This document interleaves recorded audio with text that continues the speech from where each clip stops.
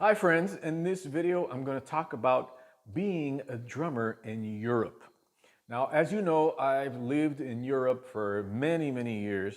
I've lived in different countries, Germany and Italy mainly, but I've played all over Europe for many years. It was a big part of my career, let's say. I enjoyed Europe very much, and I'm getting lots of questions about what it's like to be a drummer in Europe. Okay, now the first thing I have to say about this is that I am of the mindset that that is very easily adapted to Europe, adaptable. Okay, the society, the way of thinking, the way things run. If you are very, let's say, Americanized, you might have a hard time dealing with Europe. For me, it was such a natural thing that I just felt at home right away, and that is the first thing I have to tell you. If you don't, if you're not able to adapt to societies, just forget about living abroad. Okay, you have to really have a mindset that's very open and very flexible, and you have to be ready for new things, new ways of thinking, and new people, and the way they are is different than in the States. So if you're a drummer from the States watching this, that's the first thing I want you to know. You have to be ready because things are different over there, society, everything. uh, like I said, for me, I love that. I'm more suited for life in Europe than I am for life in the States.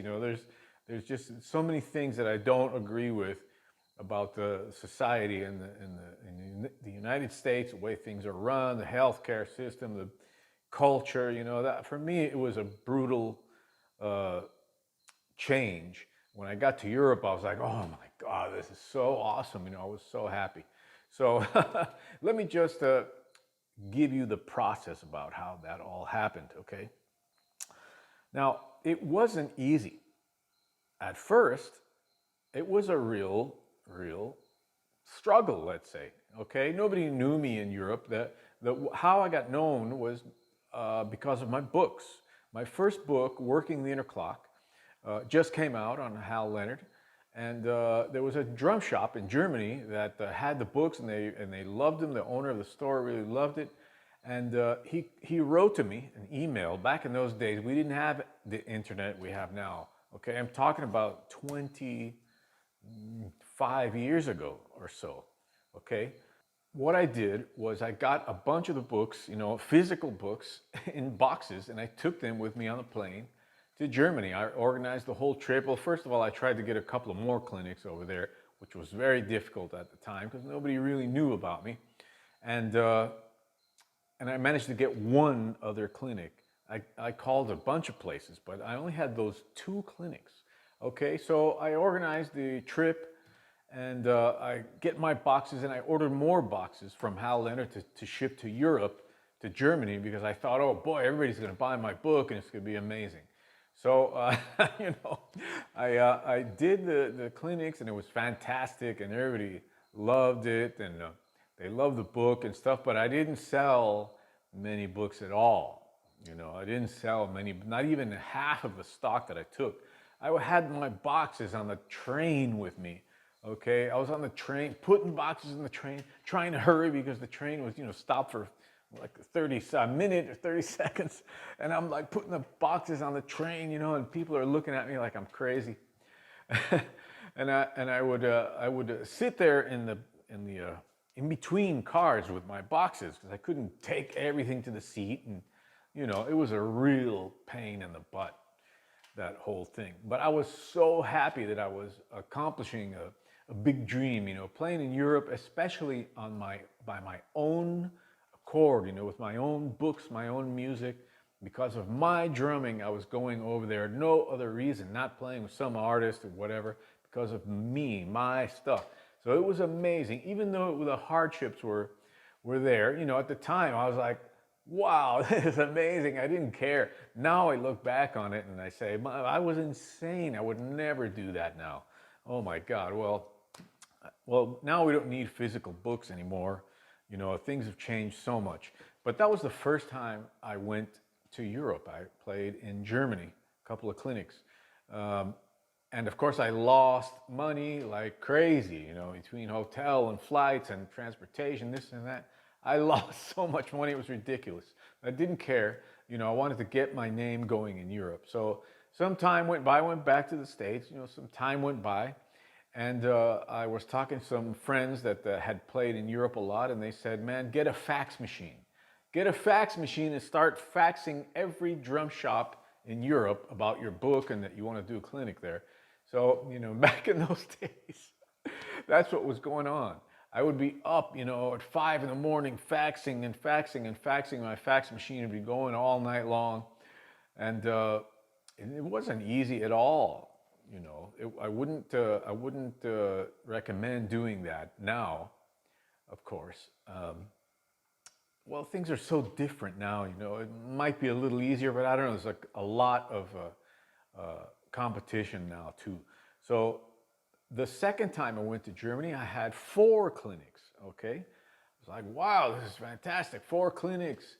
Hey, man, amazing. I went there, you know, of course, the same thing happened. There wasn't too many book sales, and I'm taking my boxes on the train and stuff. You know, it was pretty insane. I can't even, you know, begin to explain how insane it was. And you know, I wish I would have done things different now, but I was so happy to be in Germany. I didn't care, you know, I was so happy.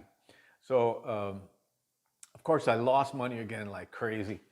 I went back to the States, and I think it was 6 months later, 8 months later, I got some more offers to do clinics in a couple of schools and drum shops.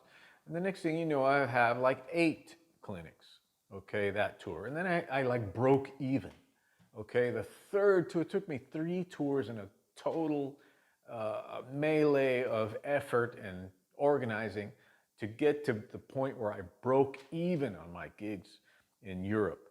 Okay, then after that, I got even more. And then some concerts and blah, blah, blah. And I started to be in the positive, you know, be in the positive with making money. And eventually, I got to the point where I was getting booked all the time in Europe. I was starting to go to Europe like 12 times a year, you know, sometimes a couple of times in 1 month.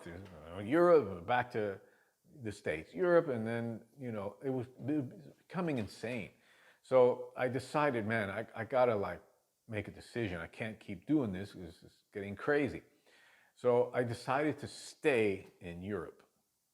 One of the best decisions I ever made in my life. Okay, it was an absolutely beautiful time in my life. I'm not going to say it was all a bed of roses, you know, but I played with fantastic players, made great friends. I had so many adventures there. Besides the music, um, you know, so many different things happened. From there, I played in Russia and I played in Sweden and Switzerland, all over the UK, and you know, it was kind of like a centrifuge, you know, being there. I just started to play all over the place. It was beautiful. It was a beautiful experience. Now, so that was the process, okay? I just want to touch on a couple of things before you decide to pack up and go over to Europe. I was talking to Vinny one time. You know, it's the dream of every musician to live in Europe and to have like a Fiat 600 and have a European girlfriend and be very sophisticated and all that. I think for guys from the States, at least, you know, in our imagination, that's the way it was. And and Vinny, you know, once told me, man, I would love to live in Europe. I thought about it so many times, and you know, but once you live there, you have to deal with a whole bunch of things that you don't deal with in the States. And and when I started to live there, I finally understood what he meant. Okay, so there's things, not society-wise, but music-wise, okay? Like the first thing you're going to encounter is if you're a jazz musician like me, you know, the jazz is just different. It's not like New York, okay? You're going to struggle to find great players, like, you know, really great. There's a handful of guys in Germany that are amazing, beautiful, incredible. But going into smaller towns and stuff like that, okay, well, it was rough. Maybe now it's different. You know, there's so many German guys that have gone to the States to study and come back, and you know, so it's maybe a little different now. I haven't been to Germany in a few years. You know, since the pandemic and everything. I was in China and in Indonesia and in Italy, but not Germany. Um, well, in Italy, it's the same thing. There's a handful of guys that really play, you know, Latin jazz, straight ahead, funk. They're all around fantastic players. And it's a different story. And another thing is the feel of the music is different. Let's face it, okay? I even wrote an article about this for a drum magazine in Germany. And one of the issues is that there's not a big African American culture in Europe, all right? A culture of musicians that live there and that play at a high level. It's not like in New York, okay? So the music sounds different. It's just a different feel. We call it the Euro jazz feel. It's a bit more laid back. It's not as aggressive, you know. And I'm a very aggressive player. I would consider myself to be more like a New York sounding player. So it was a bit of an adjustment, you know. When I finally found the guys that I clicked with, it was amazing. Okay, finally, you know, I got that out of the way. Now I have my core group of players that I use when I play in different places. But that takes a while, you know, it definitely takes a while. And then everybody has their own ideas of what jazz should sound like when they're not even from New York, you know. So, and then I finally understood what Vinny was talking about. Okay, there's a certain musical issues that you have to adapt to. And once you adapt to it, you're fine. You know, you get your group of guys and you go forward. I've done many projects in Italy, many recordings and, you know, concerts, so many concerts. To be honest, I gravitated towards guys that were from the States, you know, living in Germany, like um, Marshall, John Marshall, and guys from the VDR band, you know, that had a lot of experience in jazz, and so that's one issue that you may encounter. So if you don't care about that and you just want to go there and play, you know, maybe you'll have a great time regardless. Uh, but it's definitely for me, you know, it was definitely something to consider. Like I said, once I found my guys, I was so happy and relieved. I did tons of gigs with them, and it was amazing. Okay, so the next thing to consider is this life, you know, is different. I would say the main reason you go to Europe, okay, is not because of the music. It's to become a better human being, to travel, to have that in your life, you know. It's such a beautiful thing to be a part of that culture and to meet people, to travel all over that incredible uh, area of the world with so much history and culture, basically. You know, it's just a whole other thing. And that's the main reason I went there, to have that in my life and to become a better human being. That was my main focus. Okay. Drumming was almost secondary to that. Of course, you know, drumming is always first for me, but the main reason for me being there was because of the human factor. And through the human factor, you become a better musician. I truly believe that. I really believe that. Okay, so gigs and stuff, you have to make contacts, all right? You have to get known. It's not going to happen overnight, all right? It's a big, big place with lots of musicians. You have to take your time, make contacts, make friends. Remember, the music industry is a people thing. It's a people industry. Don't make the mistake that thinking you're the best player in the world and no matter what, you're going to get called for that.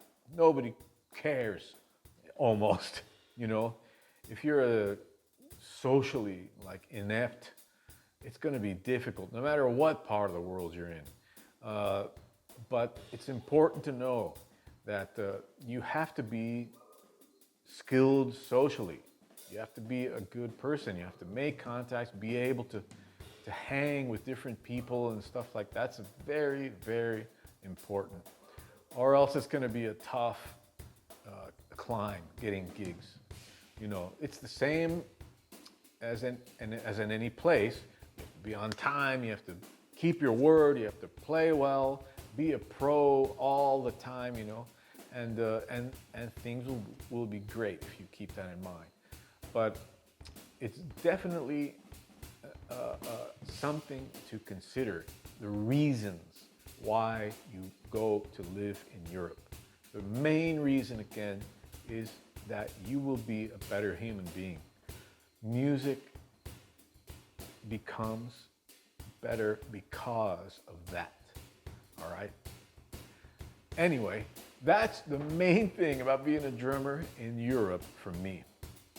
So if you have any questions, please write in the comments. Remember, the lesson site is there waiting for you. We have tons of material, all my books, Inner Clock 1, Inner Clock 2, tons of play-alongs, tons of material. One of the biggest, most complete websites on the planet.